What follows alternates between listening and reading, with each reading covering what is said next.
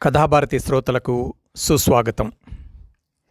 Senior రచయిత శ్రీ వి రాజా రామ్మోహన్ రావు గారి నవలా హృదయం శీర్షికన ఈనాటి నవలా హృదయం పిలకా గణపతి శాస్త్రి గారి నవల మీనాంబిక. పిలకా గణపతి శాస్త్రి ఫిబ్రవరి 1911లో కట్టుంగ గ్రామం, తూర్పుగోదావరి జిల్లాలో జన్మించారు. సంస్కృత ఆంగ్లోపాధ్యాయులు, కవి, అనువాదకుడు మరియు సంపాదకుడు. ప్రాచీన గాథాలహరి పేరిట 5 కథా సంపుటాలు వెలువరించారు. కాశ్మీర పట్టమహిషి వీరి మరో ప్రముఖ నవల. 3 జనవరి 1983న మరణించారు. ఇక నవలా హృదయంలోకి వెళితే, పిలకా గణపతి శాస్త్రి గారి విశాల నేత్రాలు నవల 1960 దశకంలో ఆంధ్ర సచిత్ర వారపత్రికలో బాపుగారి అద్భుతమైన బొమ్మలతో ధారావాహికంగా వచ్చింది. ఆ నవల చదవటానికి వారం వారం ఎక్కువ మంది తాతహలాడేవారో లేక బాపుగారి బొమ్మలతో కలిపి పఠించడానికి ఎక్కువ మంది ఉత్సాహపడేవారో చెప్పలేం. పిలకా గణపతి శాస్త్రి గారి ఆ నవల కన్నా ఎంతో ముందటి నవల ఈ మీనాంబిక. రౌతు బుక్కు డిపో రాజమహేంద్రం వారు 1945లో దీన్ని ప్రచురించారు. మీనాంబిక చారిత్రాత్మక నవల. శ్రీకృష్ణదేవరాయల కాలంలోని ఓ బలమైన సంఘటన ఆధారంగా సాగిన రచన ఇది. ఈ నవలకి పరిచయ వాక్యాలు రాస్తూ కవి సామ్రాట్ విశ్వనాథ సత్యనారాయణ గారు, పరదేశ నవలలు తర్జుమా చేయుట, పరదేశ చరిత్రాంశము నల్లిబిల్లిగా నల్లుట కన్నా నెంతయో అవసరమైన పని మన దేశపు పూర్వచరిత్రమందరకు తెలియజేయుట అని రాశారు. మనకు మనవాళ్లు రాసిన చారిత్రక రచనలు అప్పుడు ఇప్పుడు కూడా తక్కువే.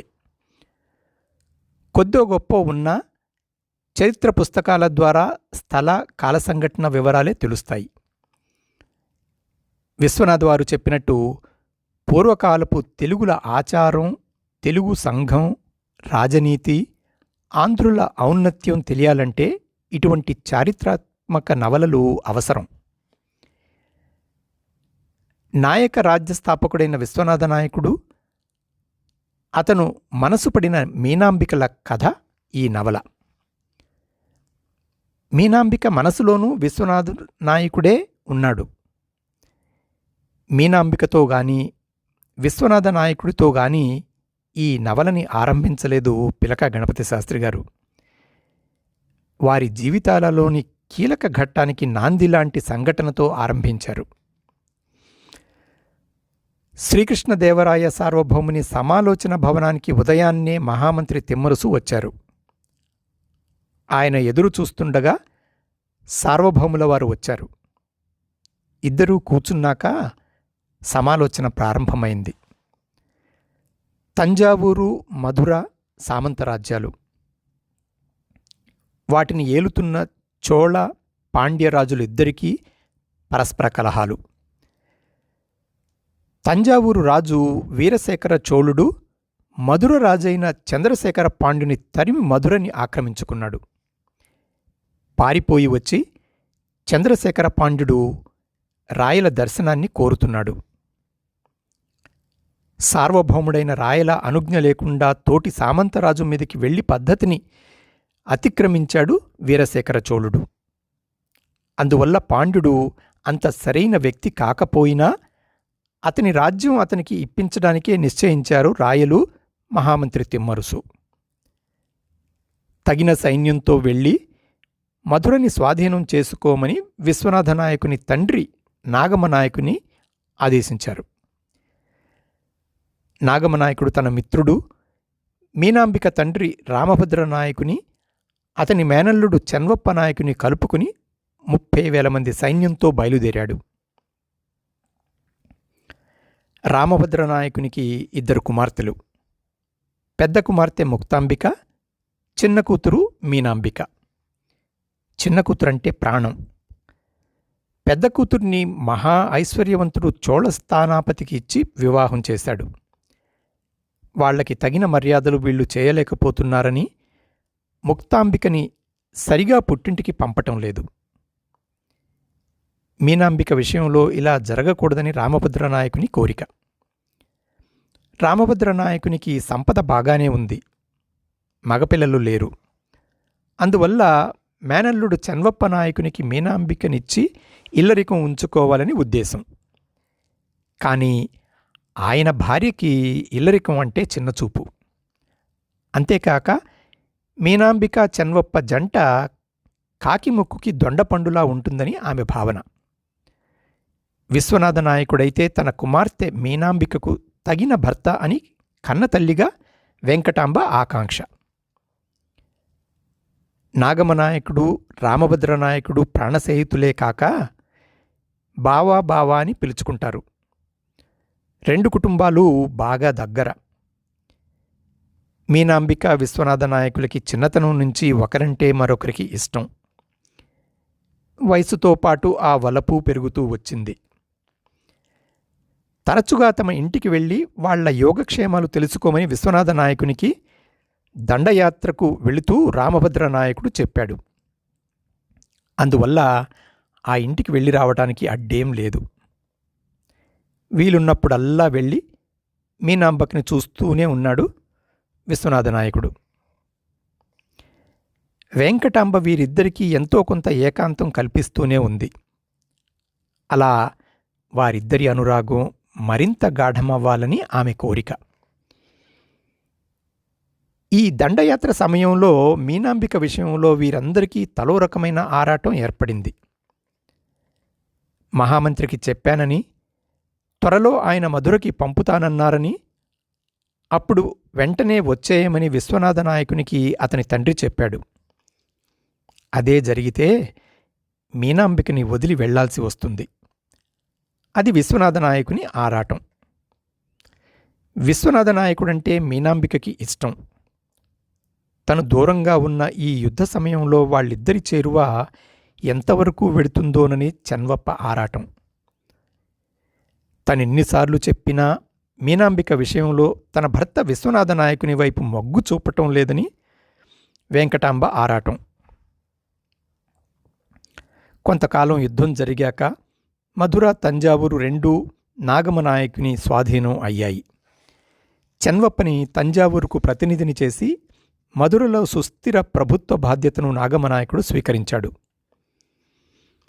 ప్రభువు శ్రీకృష్ణదేవరాయల మనోగతానికి అనుగుణంగా మధురని పాండ్యునికి అప్పగించాలి. కాని పరిస్థితి ప్రతికూలించింది. నాగమనాయకుడు మధురను పాండ్యునికి అప్పగించడానికి సిద్ధపడ్డాడు. కానీ పాండ్యుడే అభ్యంతరం తెలిపాడు. ఆ సమయంలో ససైన్యంగా నాగమనాయకుడు మధురని వదిలి వెడితే రాజ్యమంతా అల్లకల్లోలమవుతుందని అతని భయం. రాజ్యంలోని పాళయకాండ్రులందరూ అతనంటే విముఖులే. వారిని అదుపు చెయ్యగలనన్న ధైర్యం పాండ్యునికి లేదు. వారందరూ దారికి వచ్చేవరకు నాగమనాయకుడు సైన్యంతో పాటు మధురలోనే ఉండాలని పాండ్యుడు బతిమాలాడు. ఉన్నన్ని రోజులకి సైన్య పోషణకి అయ్యే ఖర్చంతా నాగమనాయకుని స్వీయధనంతో జరిపేటట్టు, రాజ్యంలో నిలదొక్కున్నాక ఆ ధనమంతా నాగమనాయకునికి పాండ్యుడు తిరిగి తీర్చేటట్టుగా అవగాహనకి వచ్చారు. ఇద్దరి మనసుల్లోనూ కొంత నలుపు ఉంది. ఎంతో కాలంగా రాయలవారిని ఎంతో విశ్వాసంగా సేవిస్తున్నాను. పాండ్యుడు అసమర్థుడు. పైగా అతని వంశపారంపర్యం విషయంలో కొత్తగా ప్రజల్లో సందేహం కూడా తలెత్తింది. అందువల్ల మధురకి తానే సామంతరాజైతే బావుంటుందని నాగమనాయకునికి ఆలోచన కలిగింది. అల్లకల్లోలంగా ఉన్న ప్రస్తుత పరిస్థితుల్లో రాజ్యం తను నిలుపుకోలేడు. కనుక ఇప్పటి గండం గడుపుకుంటే తర్వాత ఏదో రకంగా తన రాజ్యం తనకి కాకుండా పోదు. రాయల అనుగ్రహం ఎలాగా ఉంది? ఇది పాండ్యుని కుయుక్తి. 2 మాసాలు గడిచేటప్పటికి నాగమనాయకుని పాలనలో మధురలో సుస్థిరత నెలకొంది. పాళయకాండ్రులందరూ విధేయులయ్యారు. పాండ్యుడు తన ఆభరణాలన్నీ విక్రయించి నాగమనాయకునికి ఇవ్వవలసిన ధనం సిద్ధం చేసి మధురని తనకి అప్పజెప్పమన్నాడు. రాజ్యాధికారం రుచి మరిగిన నాగమనాయకునికి అలా చెయ్యటానికి మనసు రాలేదు. ఈ రాజ్యమున మీకందరూ శత్రువులే, చూస్తూ చూస్తూ ఈ రాజ్యం మీ చేతిలో ఎలా పెట్టగలను అన్నాడు. ఆ తర్వాత సార్వభౌముని అనుమతి లభించాలన్నాడు. పాండ్యుడు మధ్యవర్తుల ద్వారా సంప్రదిస్తే యావజ్జీవమును మర్యాదగా కాలక్షేపము చేయనట్లు ఏర్పాటు జరిగితే అదే 10,000 అని గతంలో పాండ్యుడు అన్న విషయాన్ని గుర్తు చేశాడు నాగమనాయకుడు, పాండ్యుణ్ణి అలా కాలక్షేపం చెయ్యమన్నట్టు. నాగమనాయకుడు రాజ్యం తనకి అప్పచెప్పడని నిశ్చయానికి వచ్చిన తర్వాత పాండ్యుడు సకుటుంబంగా విజయనగరం పారిపోయి రాయలవారికి ఫిర్యాదు చేశాడు. రాయలవారు వెంటనే మధురని పాండ్యునికి అప్పజెప్పి సముఖానికి రావాల్సిందని ఆజ్ఞాపించారు. ఆ ఆజ్ఞను ఖాతరు చెయ్యక మధురని తనకే ఇమ్మని సామంతునిగా ఉంటానని లేఖ రాశాడు నాగమనాయకుడు. అప్పాజీకి తీవ్రమైన ఆగ్రహం వచ్చింది. సైన్యాన్ని పంపి నాగమనాయకుడికి, అతని మనస్సు విరిచిన రామభద్ర నాయకుడికి వంత పలుకుతున్న చెన్వప్పకి బుద్ధి చెప్పాలని నిర్ణయించారు. దానికి నాయకత్వం వహించే వ్యక్తిని తనంత తానుగా ముందుకు రావాల్సిందిగా నిండు సభల్లో ప్రకటించారు. తండ్రి చేసిన రాజద్రోహానికి ఎంతో కుమిలిపోయాడు విశ్వనాథ నాయకుడు. అతనిలోని రాజభక్తి ఉప్పొంగింది. ఆ నాయకత్వం తానందుకొంటానని ముందుకొచ్చాడు. నాగమనాయకుడు మహావీరుడు, రాయలకి అనేక విజయాలు సాధించి పెట్టిన అపార అనుభవశాలి. అలాంటి వ్యక్తికి, అందున కన్న తండ్రికి ఎదురు పోరాడడానికి సిద్ధపడిన విశ్వనాథుని రాజభక్తికి అందరూ మురిసిపోయారు. అంతకుముందే నాగమనాయకుడు మధురలో మీనాక్షి సుందరేశ్వరులకు మాస శివరాత్రి మహోత్సవం తలపెట్టి విశ్వనాథ నాయకుడికి కబురు పెట్టాడు. తల్లిని మీనాంబికతో సహా వెంకటాంబను దగ్గరుండి మధురకు వెంటనే తీసుకురమ్మని ఆ కబురు ముఖ్యోద్దేశం. రాయల అనుమతి తీసుకోకుండా తాను వెళ్లటం ఇష్టం లేక ఆ ముగ్గురిని తగిన బందోబస్తుతో మధురకి పంపాడు. తమ వారిని యుద్ధానికి ముందే క్షేమంగా మధురకి తెప్పించుకోవాలన్న నాగమ్మ రామభద్రుల కుయుక్తి విశ్వనాథుడికి తెలియదు. విశ్వనాథుడు పెద్ద సేనతో దండయాత్రకి బయలుదేరాడు. యుద్ధం అనివార్యం అని తేలిపోయింది. నాగమనాయనితో మేనమామతో చెయ్యి కలపాలంటే వెంటనే మీనాంబికతో తన వివాహం జరపాలని షరతు పెట్టాడు చెన్వప్ప. నిజానికి అతనికి రాజద్రోహం ఇష్టం లేదు. కానీ మీనాంబిక మీద అతని మోహం లొంగదీసింది. ఆ అవకాశం దాటితే మీనాంబిక తనకి దక్కదని చెన్వప్పకి తెలుసు. రామభద్రనాయకుడు కొంత అయిష్టంగానే ఆ తప్పనిసరి వివాహం చేశాడు. మొత్తం మీద మీనాంబికకు బలవంతపు పెళ్లి జరిగింది. తీవ్ర యుద్ధం జరిగింది. విశ్వనాథనాయకుడు మధురని, తంజావూరుని స్వాధీనం చేసుకున్నాడు. విద్రోహానికి కారకులైన ముగ్గురిని బందీలుగా చేశాడు. ఆ చారిత్రాత్మక విజయానికి రాయలు పొంగిపోయారు. స్వామిభక్తి పరాయణుడైన విశ్వనాథ నాయకుడిని మధురకు రాజును చేశాడు. యుద్ధ ఖైదీల విషయంలో సంపూర్ణ అధికారం విశ్వనాథుడికే ఇచ్చారు. కథ ఇక్కడికి వచ్చాక గణపతి శాస్త్రి గారు ఓ చక్కటి నాటకీయ సన్నివేశ కల్పన చేశారు. మధురని స్వాధీనపరుచుకున్నా విశ్వనాథ నాయకుడి మనసు స్వాధీనంలో లేదు. మీనాంబిక, వెంకటాంబల జాడ అతనికి తెలియలేదు. మీనాంబికకి వివాహం జరిగిన సంగతి కూడా అతనికి తెలియదు. ఆ సమయంలో అతనికి ఓ ఉత్తరం చేరింది. అది మీనాంబిక రాసిన ఉత్తరం. దర్శనం కోరుతూ రాసిన విజ్ఞాపన సంతకం దగ్గర మీ చిన్ని చెల్లెలు మీనాంబిక అని చేవ్రాలు ఉంది.